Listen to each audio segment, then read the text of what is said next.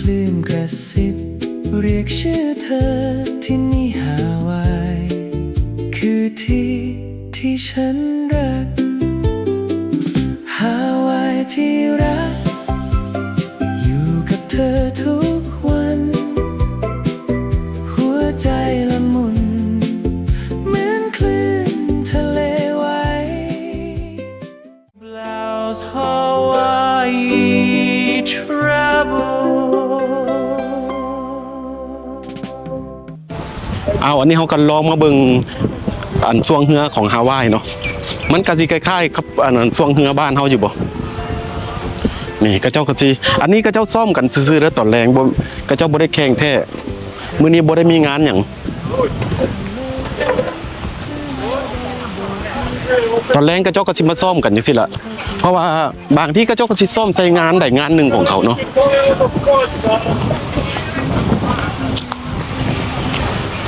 กระเจ้าก็มีโค้ดมีอันนั้นนะหัวหน้ามีโค้ดคือโค้ดฟุตบอลนี่แหละอันนี้ก็เป็นการช่วงเฮือแบบอันกีฬาฟุตบอลของเขาเนาะ Guys don't know how to make the turn. So we're not doing a racing turn. Open. อันนี้คือสิเป็นน่ะผู้ใดที่สมัครมาพายคือบ้านเขาก็ว่าสิฮอดยามส่งยามบันเทศกาลหรือว่ายาม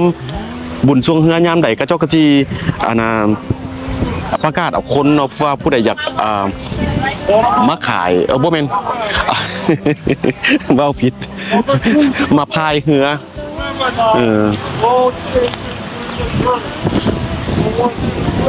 เทศกาลพายเรือของฮาวาย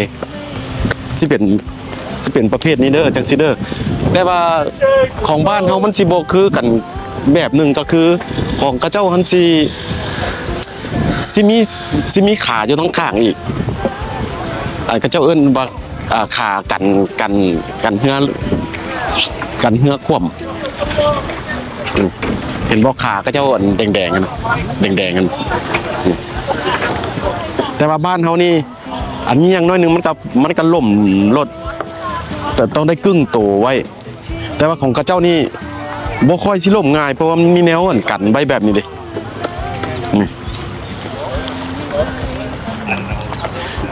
แต่ของเฮือบ้านเฮานี่พื้นมันก็อยากแปรๆเขาเอิ้นว่าแฟลตแบบแปรแต่ของกระเจ้านี่เป็นกลมๆมุนๆแบบว่าคันบ่มีขาตัวนี้แปลว่ามันกิ้งรถมันกิ้งควบรถกับบ่มีขาแนวนี้ขากันไว้นี่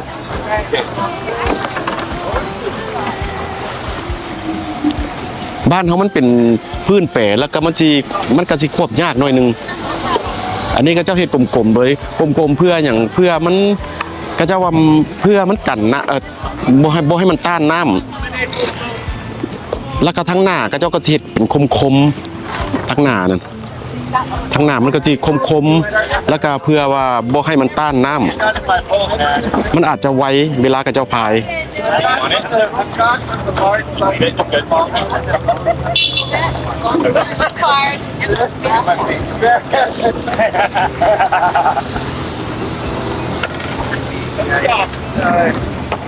เมืองการกับเจ้าส่วงกันเนาะประเพณีเขากับคล้ายๆกับประเพณีเฮาเนี่ยแหละส่วงข้ามกันแต่กี้คนลาวก็มาแข่งกับกระเจ้าได้แต่กี้เนี่ยงานเทศกาลปั๊บคนลาวสิมาแข่งกันภายใน10 ปลายปีก่อนนี่แหละก็จะมีคนลาวมาแข่งกันกับเขาตอนนั้นกระเจ้าบ่ค่อยสู้คนลาวปานใดเลย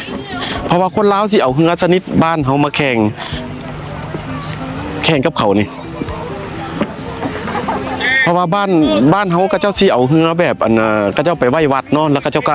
ฮอดน้ำเทศกาลก็เจ้าก็เอามาแข่งกันก็เจ้าเอิ้นว่าแข่งเทศกาลทุนานาชาติแต่ว่าของเฮานี่สิมีท้ายเรือมีคนพายเรือทางท้ายแบบว่าสีพายน่ะสีพายท้ายเรือเขาเอิ้นเขาสิโยมแล้วเป่าบกบีดปีดบัดนี้ฮาวายมันเห็นเฮาเฮ็ดนมมันได้ที่1ตลอดพอเขาได้ที่1ตลอดบัดนี้เขามาเบิ่งว่ามันเฮ็ดจังเขาเจ้าเฮ็ดกันจังได๋เนาะคือว่าได้ที่1ตลอดบัดนี้เขาเจ้าก็มานำพวกเฮาเด้เขาเจ้าก็มาโยมคือเฮานี่ล่ะ โยมแล้วก็เป่าบักบีดเฮ็ดกันคือกัน ในเห็นยินคนลาวเว้าสู่ฟังดอกก็บ่ได้มาอันนั้นเบิ่งกับเจ้าได้ตอนนั้น เพราะว่าตอนนั้นเฮาก็บ่ฮู้ว่ามันอยู่บนใดเนาะอันนี้มันกระเจ้าอยู่อันนั้นเด้ออันนั้นเขาเอิ้นว่าอาลาวายไวกิกี้ทางเข้าถนนคนเดิน อันนี้ก็เจ้าเอิ้นว่าอันภาคอารมณ์นาภาคอารมณ์นาภาคมันก็สิมีโม่อยู่ตั้งข้างเบื้องนั้นแล้วก็เมื่อที่เขาเจ้าเอิ้นว่าอารมณ์นาภาคทั้งข้างเบื้องซ้ายมือนั้นก็สิเป็น Magic Island บอลนี้บอลกระเจ้าเก็บเหือไว้หลังจากกระเจ้าซ่อมกันแล้วละแข่งกันหรือซ่อมกันแล้วกระเจ้าก็มาเก็บใบบอลนี้ส่วนหนึ่งกระเจ้าก็ออกไปละเหือพูนไปนอกคุณไปนอกคุณแล้วกระเจ้าบ่ได้แข่งกันแต่อยู่บอลนี้เลยกระเจ้าสิออกไปนอกพูนแล้วกระเจ้าก็มีเส้นไซกันปักทุงกันอยู่นอกพูนคุณนอกวังแต่ว่านอกคุณมันก็บ่ได้เลิกเลยอยู่นอกกันนะก็เพราะเอาขายังได้ Okay, go. มันบ่แม่นอันน้ำทะเลเลิกทางนอกคุณมันแม่นบอลก็เจ้าไปเสิร์ฟไปอย่างมันสิมีขี้หินพื้นต่ำๆนะพื้นมันก็ตื้น Follow number 1. ก็เจ้าก็สิสอนกันเดี๋ยวนี้ล่ะแต่พระไม่พายก็เจ้าแปะเด้แปะเป็นเพิงบักใหญ่นี่ต้องได้ใส่กล้าม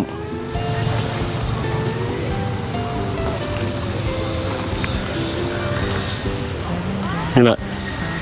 งามเทศกาลช่วงเหือก็เจ้าก็สิเลี้ยงเป็นแถวกันอยู่พุ่นบ่เรื่องคนลาวคือตะกี้คือกันเนาะเดี๋ยวนี้ก็บ่เห็นไผมาเฮ็ดเลยเด้เป็นตามรุ่นเป็นตามยุคสมัยสมัยนี้ก็บ่มีผู้ใดคนลาวผู้ใดพามาเป็นหัวหน้าที่พามาผสมผสานกับกระเจ้าแล้วก็มาแข่งเนาะผู้กระเจ้านั่นกระเจ้าก็ย้ายหนีกันเบิดแล้วก็เลยบ่มีผู้ใดที่มาพาแต่ฮาวายกระเจ้ามีกันตลอดมีกันทุกกระเจ้าทุกปีบ่หรือปีนึง2เทื่อบ่จังนี้ล่ะก็เป็นเทศกาลกระเจ้าตอนแรกกระเจ้าก็มาพายเล่นก็ถือว่า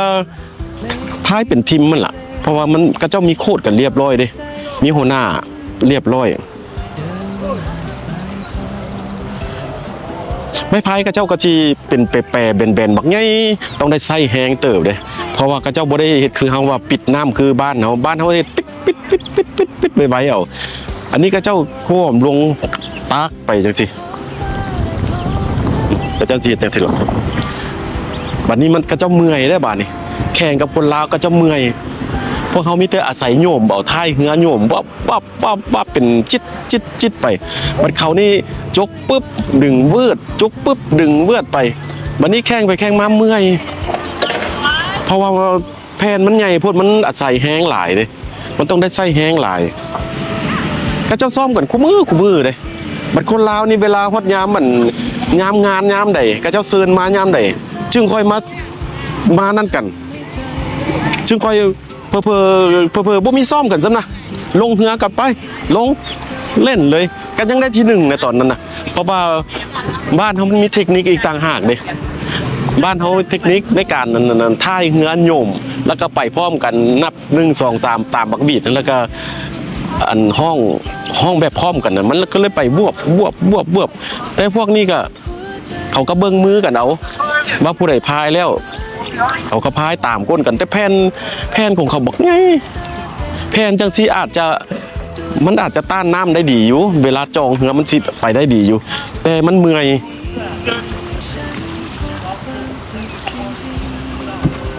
แต่กี้พวกเขาได้ที่1กันตลอดเนาะบัดเขามาเห็นเขาเห็ดเขาก็มาโยมเหือคือกันเขาโยมทั้งหลังนี่แหละแล้วเขาก็เป่าบักบีดคือกันกับเขาห่วยเขาได้ที่1เสยเว้ย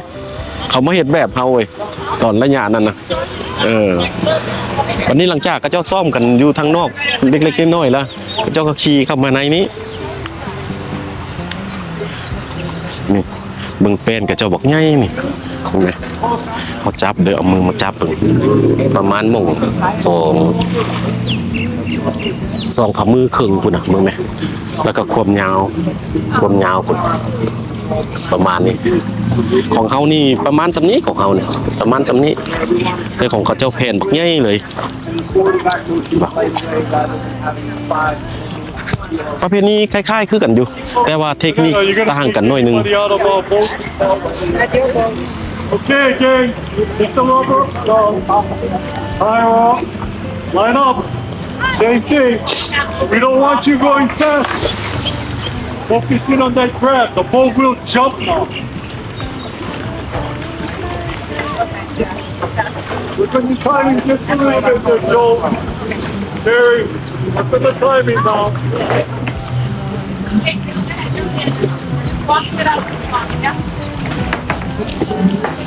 Remember, ต้องได้ตามหัวหน้ากับเจ้าเนาะ the water is like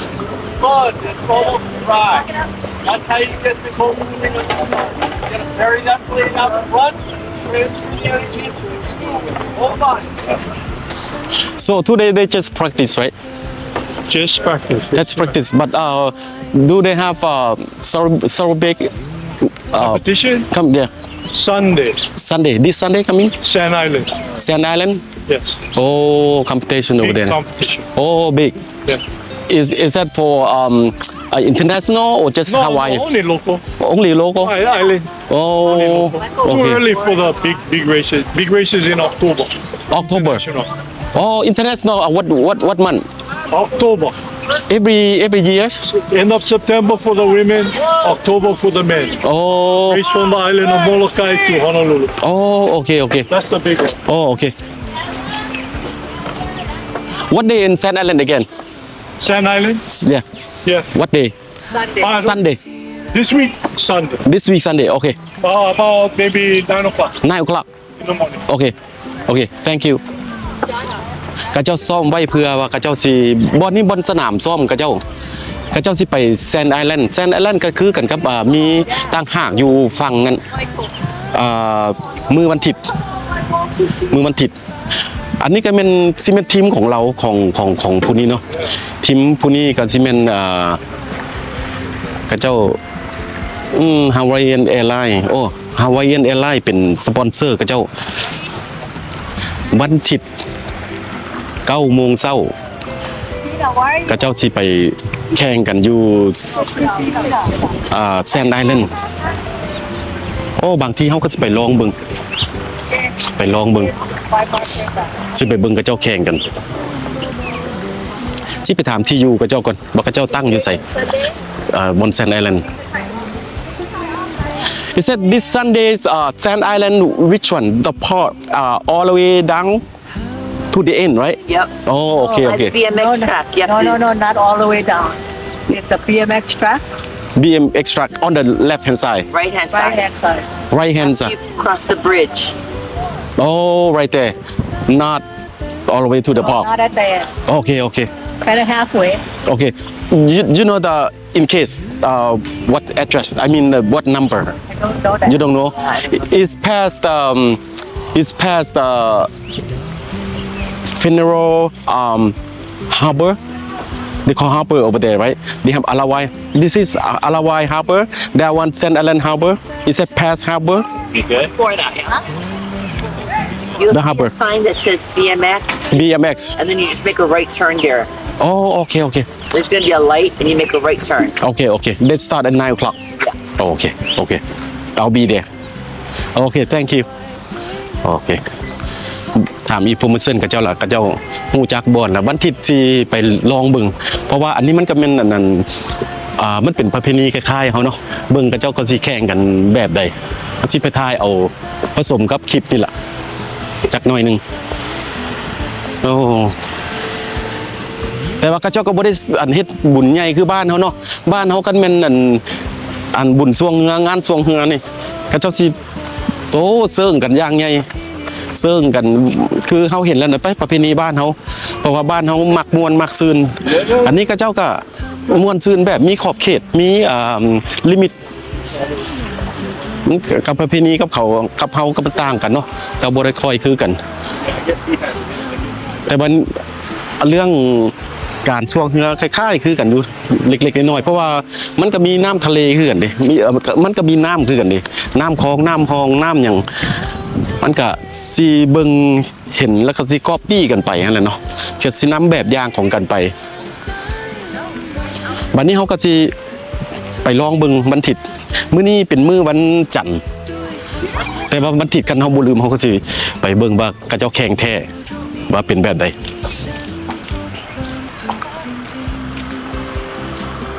โอเคก็แต่เท่านี้แหละรอเบิ่งกระเจ้าสวงกันวันอาทิตย์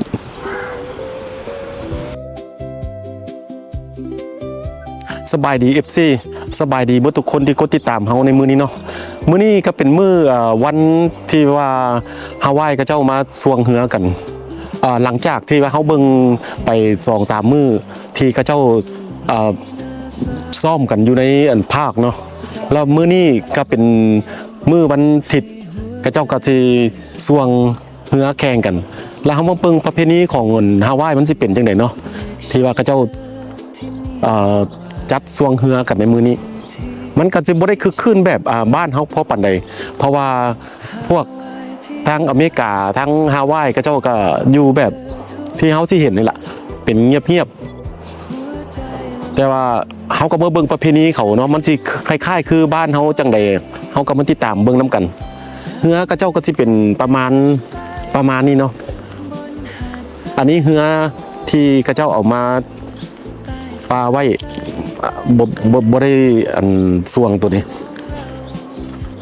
เพราะว่ากระเจ้ากระม่างขาออกแล้วแต่ว่าตัวกระเจ้าสวงแท้มันก็สิเป็นประมาณหม่องตัวนั้นพุ่นอยู่แคมป์ทะเลพุ่นอันนี้ก็มันพวกฮาวายกระเจ้าก็สิมาสวงเหือกันเนาะก็เป็นประมาณนี้Reflections in the dark, you couldn't find the light, but the same God. บรรยากาศกระเจ้ากระจิบ่ได้คึกคืนว่าเปิดเพลงเปิดเพลิงเต้นแบบบ้านเฮาสวงเหือกันกระเจ้ากระจินั่งเป็นชุ่มเป็นแถวแบบเป็นระเบียบเรียบร้อยกัน That was shut down. เหือกระเจ้าเสี่ยวลงแข่งก็สิเป็นเหือประมาณนี้นี่อันนี้เหือก็เป็นทิมไผ่ทิมมันอันนั้นก็เป็นทิมพวกบ้านหนึ่งอีกต่างหากมันจะเป็นทิมไผ่ทิมมันกระเจ้าก็สิไล่เป็นน้ำเบอร์เนาะน้ำเบอร์110ตัวนั้นให้เบิ่งบรรยากาศเหือกระเจ้าทุกลำ We get a lot of kilo bees come to the official stand for checking. ทุกลำกระเจ้าก็จะมีขาค้ำแบบนี้ เพื่อบ่ให้เหือคว่ำเพราะว่ามันก่อนมันบ่ให้คว่ำมันถ้าบ่มีขาค้ำเนี่ยมันจะคว่ำเพราะว่ามันเป็นกระเจ้าเฮ็ดเป็นแหลมๆกลมๆแบบนี้แบบกลมๆแบบนี้เพื่อว่าให้มันเล่งไวแล่นไวบ้านเฮาก็จะมันสิเป็นแปรๆมันสิเป็นพื้นแปรๆที่ว่าต้านน้ำแล้วก็บ่ให้มันคว่ำแต่ตัวนี้มันเป็นกลมๆคันบ่มีขาค้ำนี่คว่ำเลยนี่อันนี้ก็หนักพายเหือกระเจ้าเนาะคือว่าเนี่ยอันไม่พายกระเจ้าก็จะเป็นแปรแบบนี้เนาะแปรแบบนี้ Where's off? What time you guys start padding? When they finish. Yeah, the short course is out there already. They're going to finish probably in 20 minutes. 20 minutes. Okay. And then we go. Okay. Yeah. Okay. Thank you. ก็จะว่าอีกประมาณ20นาทีเพราะว่าให้คนที่อยู่ทางนอกก็จะออกไปกวดกากันเนาะลานี่ขั้นแต่ความลาวเขาก็เป็นลานี่ก็เป็นสวรรค์เนาะภาษาฮาวายคันว่าเว้าเรื่องว่าลานี่หมายความว่าสวรรค์ทิมก็เจ้าก็จะเป็นประมาณนี้เนาะเฮียวลาดิ One half this time. Reverse. Reverse. คันแปลเป็นภาษาลาวก็ลาอันนี้คันแปลเป็นภาษาอังกฤษ To the right. ลานี่ก็แปลว่า heaven Reverse. heaven ก็แปลว่าสวรรค์ Reverse. Cha cha now, y'all. Cha cha again. กระเจ้าแข่งกันอยู่ทางนอกคน Need to know like from you. มันอาจจะบ่เห็นกล้องเขาอาจจะบ่เห็นไก่ปานใดแต่เขาอยากให้ฮู้ซื่อๆว่าประเพณีของฮาวายนี่กระเจ้าแข่งเฮือกันแบบใดอยากให้คนฮู้จัก หลายคนก็อาจจะบ่เคยเห็นเนาะว่าอันนั้นฮาวายมันก็มีคือกันกับบ้านเฮาบ่ว่าสวงเฮือกัน เขาก็มีคือกันเฮือก็เป็นประเภทจังซี่ล่ะอันนี้เฮือนี่เฮือคู่เลยนี่โอ้ก็มีต่างหน่อยหนึ่งมันมีเฮือเดียวเฮือคู่เฮือเดียวมันก็สิมีขาค่ำอันเดียว อันนี้บ่มีขาค่ำแต่ก็เจ้าเอาเฮือโตเฮือมาต่อกัน โอ้ก็เจ้ามีแปลกเนาะแปลกเติบ เพราะว่าอันนี้มันเป็นเฮือคู่ช่วงเฮือนี่เฮาเห็นแต่อยู่ฮาวายเนาะอยู่อเมริกาเฮาก็บ่ฮู้ว่าก็เจ้าสิมีบ่การช่วงเฮือเฮาก็บ่ได้ไปถามสืบถามเบิ่งแต่ว่าที่แน่ๆนี่ฮาวายนี่มีแบบนี้ล่ะที่ทุกคนเห็นนี่แต่กี้สมัยก่อนมีคนลาวก็เจ้าก็มาแข่งนำแต่รุ่น10ปลายปีก่อนคนลาวสิมาห่วมแต่เดี๋ยวนี้ผู้นำทีมของคนลาวก็เจ้าก็ได้ย้ายออกจากรัฐนี้ไปแล้วกระบุ้ยไผ่นำพาว่ามาเข้าห่วมนำกระเจ้าในตอนนี้ สุขจริงๆ ข้าเจ้าบ่ได้มีโคศกว่าห้องแบบบ้านเฮาได้แบบเสียกันแบบบ้านเฮาว่าผู้นั้นได้ที่1ที่2ผู้นั้นใกล้สิฮอดเส้นใจแล้วมันบ่มีแบบนั้นมันมีแต่ว่าเอ้าอันนั้นเริ่มต้นเปิดเป้าแก่จังซั่น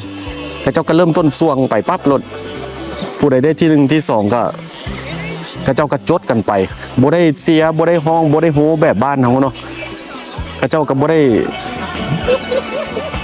ธรรมดาข้าเจ้าก็บ่ได้คึกคืนแบบบ้านเฮานะบ้านเฮานี่คันแม่นมีการช่วงเฮือจังสิมีการขายของกินเต็มที่เต็มแดนนี่อันนี้นี่บ่มีคือเฮ็ดนี่ล่ะนั่งเงียบไผเงียบมันขายของกินนี่บ่มีไผมาขายแต่ว่าข้าเจ้าก็เอาของข้าเจ้ามานั่งกินเองเป็นตูบไผ่ตูบมันสรุปแล้วนี่ประเพณีเขากับประเพณีเฮามันก็ต่างกันแต่ความเฮาคาถาว่าคนลาวเฮาเนาะคนลาวคนไทยเฮาก็มักทางบ้านเฮาพุ่นแหละเพราะว่ามันม่วนมันซื่นเด้มันโฮกันแซวแล้วก็ขายเครื่องขายของกันเต็มบรรยากาศแต่ว่าคือเฮานี่เฮาก็บ่ปานใดกับประเพณีเขาบ่ปานใดแบบใดเฮาในคนมักม่วนมักซื่นมีดนตรีเสพกันแบบไล่สดแต่ว่าเขาก็อยู่กันแบบเปิดเพลงธรรมดาแล้วก็เงียบๆจังซี่ล่ะ วินาทีฉันอยาก แต่ว่าประเพณีมันต่างกันจังซี่ล่ะเฮาก็อยู่ด้วยความลึ่งเอาอันนี้ก็เป็นทีมหนึงทีมสีแดงซ้ำตัวนั้นน่ะทีมสีน้ำเกี้ยงข้าเจ้าก็ใส่เสื้อไปเสื้อมันเพื่อให้ชื่อกันได้ว่าข้าเจ้าคนเบิ่งทางไก่ข้าเจ้าก็สิฮู้ว่าแม่นทีมเขาเสื้อสีนั้นสีนี้ไปเบิ่งไกลๆข้าเจ้าอาจจะเห็นเพราะว่าข้าเจ้าแข่งกันอยู่นอกพุ่นนี่นอกไกลๆพุ่นวันนี้คนผู้ชมก็เจ้าก็บ่ฮู้คันบ่ใส่เสื้อสีไผสีมันก็เจ้าก็สิบ่ฮู้มันทีมใดเป็นทีมใด Yeah, they still agree, but they drop it soft. นี่ล่ะก็เป็นประมาณนี้ล่ะโอ้บ้านเฮานี่ก็แม่นสวงเฮือกันแบบนี้นี่โอ้คือคืนกันจักสิแม่นดนตรีสดจักสิแม่นนั่นน่ะฟ้อนระวงเต้นล้ำกันโฮกันแซวแล้วคันเป็นบ้านเฮานี่มื้อนี้ก็เป็นมื้อสวงเฮือใหญ่เขาได้นี่ของไทยบ้านเขาถือว่าปีนึงมีเทื่อนึงนี่ ความมวลความซื่นกับเจ้าก็สิซ้ำนี่ล่ะบ่ได้หลาย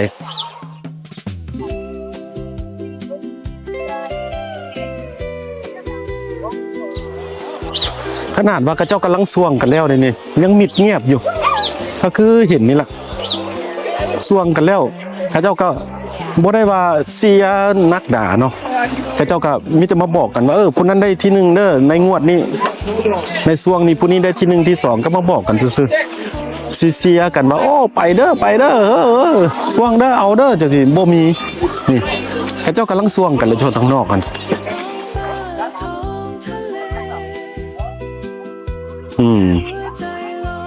ก็เป็นประมาณนี้เนาะอัน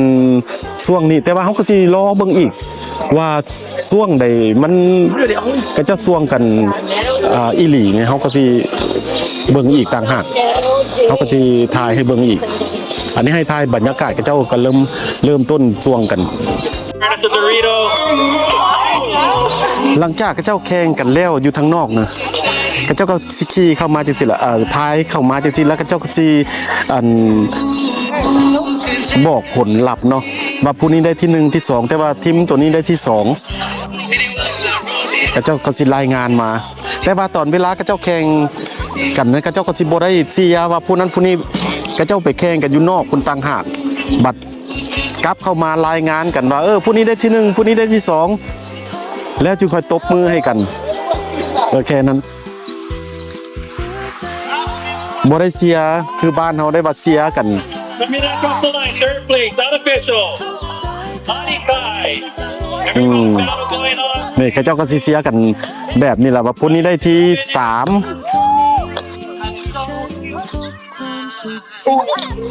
เขาเจ้าพายเข้ามาซะก่อนเขาเจ้าแข่งกันแล้วอยู่ทางนอกคุณมีกรรมการอยู่แถวนอกคุณขี่เรือออกไปนอกว่าผู้ใดแข่งได้ที่1ที่2แต่ละวันนี้เขาเจ้าขี่เข้ามาเขาเจ้าก็สิมาบอกผลลัพธ์กัน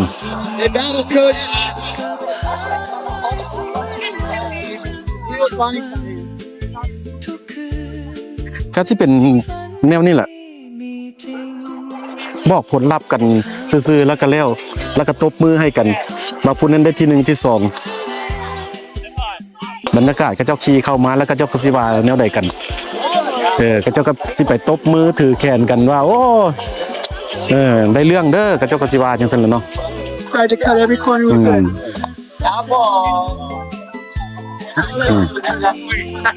อันนี้ได้ที่2อันนี้นะเรือลำนี่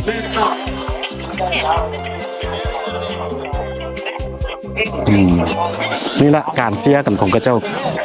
แต่ว่าเรือกระเจ้าก็สิเป็นเหลี่ยมแบบนี้ล่ะเป็นเหลี่ยมแบบนี้แปรๆแบบนี้หัวเรือแล้วมีขาค้ำแบบนั้นเนาะเบาแล้วเอาอีกSweat no more. And if you cry, มีแต่ต่างกันกับพวกเฮาเนี่ยเขาบ่ได้คึกขึ้นเขาก็มีเป็กซ่วงกันอยู่ทั้งนอกแข่งกันอยู่ทั้งนอกแล้วก็เจ้าก็พายกันเข้ามาจังซี่แล้วก็รายงานผลว่าผู้นี้ได้ที่1ที่2ไป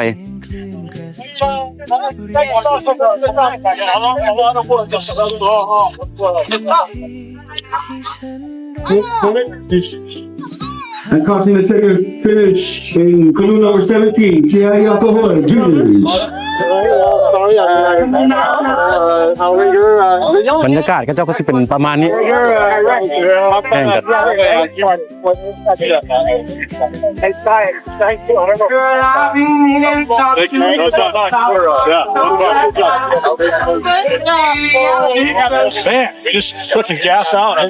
ถ่ายเข้ามาแล้วก็เจ้าก็ตบมือให้กันนะพูดชอบกันไปซื่อๆก็เจ้าก็บ่ได้ท้าขี้มิ่นขี้หม้อกันคือบ้านเนาะเฮ็ดให้หน้าดำหน้ายังไปนี่แหละบรรยากาศแท้กับเจ้า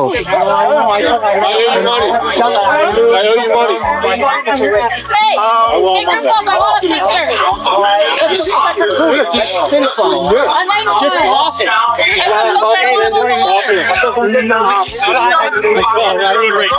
นี่แหละความมวลซื่นของกระเจ้า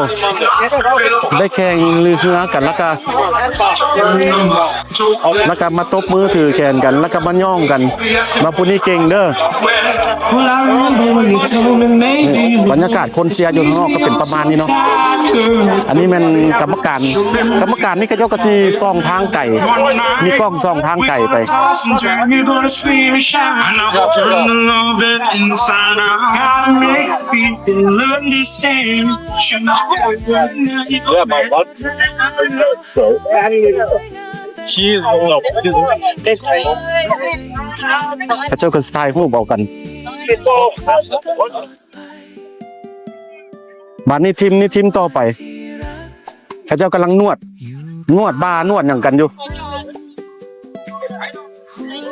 Jump behind in the sun, baby, bring it, shoot the breeze with the wind on down the end.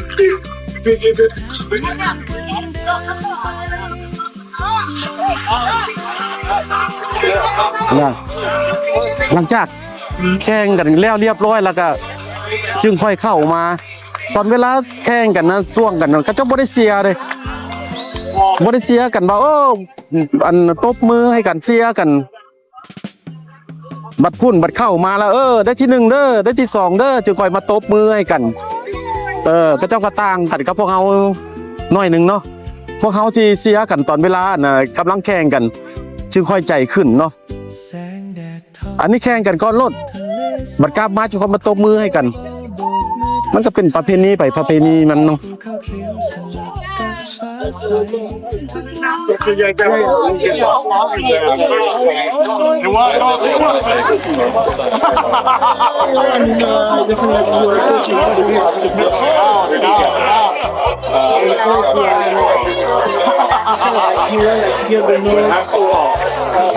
ทีมนั้นก็สิเป็นทีมผู้เฒ่าได้ทีมนะ Let me see you move your now to beat. ทีมผู้เฒ่าได้ You know what? Get back again. มีผู้เฒ่าผู้หนุ่ม With the motherland. แล้วก็ผู้กลาง Pretty good. Pretty good. Pretty good.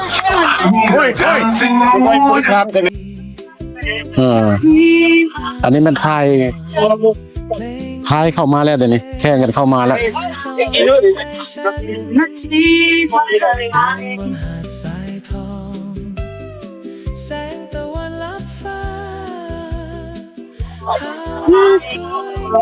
นี่ละอันการช่วงเฮือของฮาวายนี่ให้เบิ่งพากันเบิ่งเอาเด้อการช่วงเฮือกันนี่สิเป็นประมาณนี้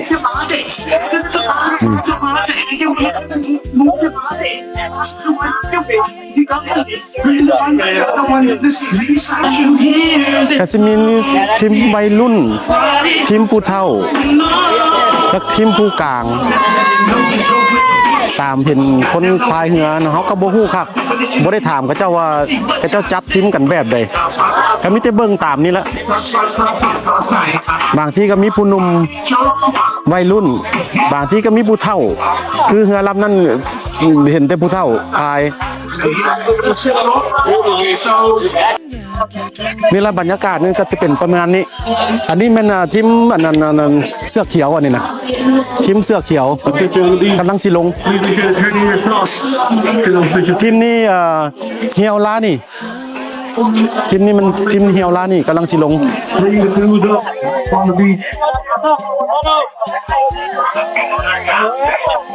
แต่ว่าทีมเสื้อแดงนี่ขึ้นไปละทีมนี้กำลังลง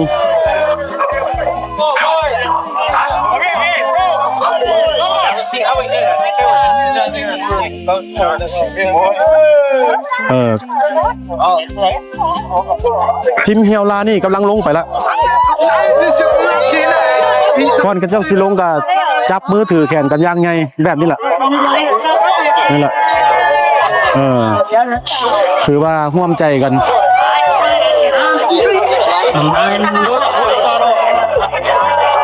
อันนี้ช่วงกับเจ้าสิลงช่วงสิลงสิเป็นแบบนี้ช่วงสิลงอันนี้นะช่วงกับเจ้าพากันสิลงกันอันน่ะผู้ขึ้นมาก็ขึ้นมาแต่พวกนี้ช่วงสิลงกันไปนี่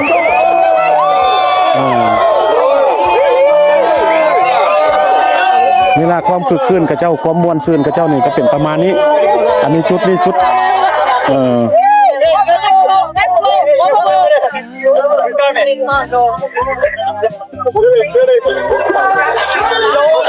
อันนี้มาต้อนรับทีมกับเจ้าต้อนรับก็จะมีทีมทั้งหลังกับเจ้าก็พากันขึ้นมาแล้วเนาะทีมทั้งหลังพากันขึ้นมาช่วงกันแล้วกับบีมประมาณนี้แหละช่วงกันแล้วกับเจ้าก็ขึ้นมาตบมือถือแขนให้กันกับเจ้าก็สิบ่ได้เต้นฟ้อนแบบบ้านเฮาว่าฟ้อนกันทาขี้มินหม้อใส่หน้ากันมันเป็นประเพณีไปประเพณีมันเนาะแต่ว่ามีแต่ว่าการแข่งกันประเพณีการแข่งเฮือกันก็คล้ายๆคือกันได้ที่1ที่2คือกันอันนี้ทีมเสื้อแดงกำลังขี่เข้ามาข้าเจ้าบ่ได้ประกาศเทื่อว่าได้ที่1ที่2ตัวนี้นี่จะเห็นขี่เข้ามาเลยพากันพายเข้ามาเนี่ยบรรยากาศทีมกับเจ้าจะเป็นประมาณนี้เนาะแล้วก็หามขึ้นมาแบบนี้ตัวนี้สิเอาลงแล้วนี่กำลังสีพากันหามลงกัน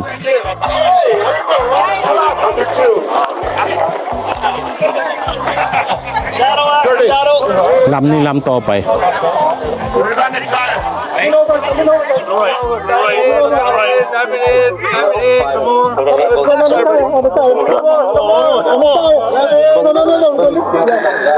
ผู้ขี่เข้ามาก็ขี่กรรมการก็เจ้าก็สิขี่เหือไปทางนอกพูดไปเป็นผู้บอกว่าได้ที่1ที่2นี่ล่ะก็เป็นประมาณนี้ล่ะมันก็บ่ได้ม่วนซื่นแบบบ้านเฮาปานใดแต่ว่าเฮาอยากให้ FC หรือว่าผู้ที่ตามเฮาเบิ่งวิดีโอเฮานี่เนาะให้ฮู้จักไว้ว่าอันประเพณีของเขามันเป็นแบบใดการพายเรือกับเจ้าอยากให้ฮู้แบบนั้นซื่อๆแต่ความเมือนความซื่นนี่เฮาคิดว่าบ้านเฮาพุ่นแหละทำงานบุญช่วงเรือกับยามใดนี่ห้วยคนมาเบิ่งเป็น10,000 20,000พุ่นแล้วแล้วก็ขายของกินเนี่ยส่วนหนึ่งนะขายของกินขายเหล้าขายเบียร์กันดนตรีสดแต่อันนี้นี่แหละเป็นประมาณนี้อยู่เงียบไปเงียบมันนี่เฮากระมวลประเพณีเฮาต่างหากแต่เขากระมวลประเพณีเขา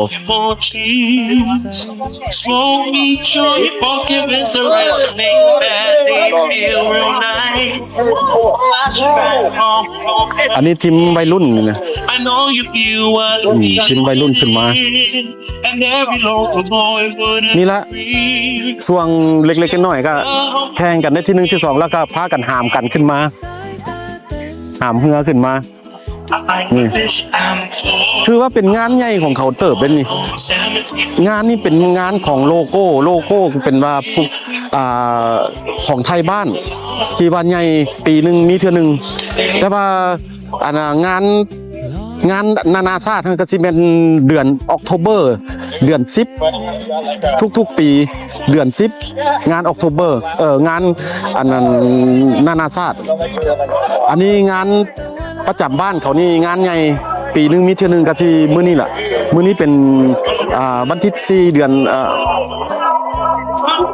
4วันที่31บรรยากาศในการส่งเรือของฮาวายก็เป็นประมาณนี้เนาะเฮาก็เจ้าก็บ่ทันได้เลิกดอกแต่เฮาก็สิ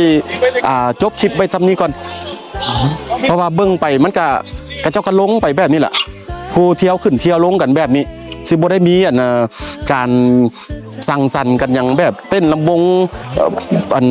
อย่างกันนักหนามิแต่ว่าแล้วผู้ใดแล้วก็ขนขึ้นรถไผรถมันแล้วก็ตบมือกันได้ที่1ที่2กันไปเนาะคลิปนี้เฮาก็เบิดแต่แค่ซ้ำนี้ก่อนเด้อถ้าว่าผู้ใดมีคำถามอย่างอยากฮู้อย่างประเพณีอย่างของฮาวายก็ให้บอกในใต้คลิปเฮาเด้อเฮาก็สิมีโอกาสเฮาก็สิไปถามข่าวไปค้นหาข้อมูลมาให้ท่านผู้ชมทั่วไปเบิ่งคลิปนี้ก็เบิดเท่านี้เด้อผู้ใดมักคลิปเฮาก็กดไลค์กดแชร์กด Subscribe ให้เด้อขอขอบใจ